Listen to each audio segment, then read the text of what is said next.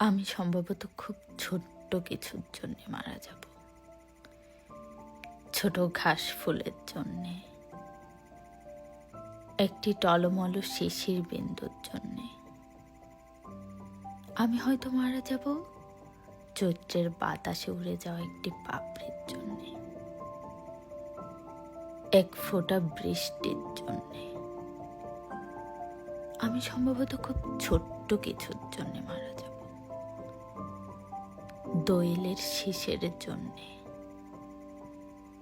শিশুর গালের একটি টোলের জন্যে।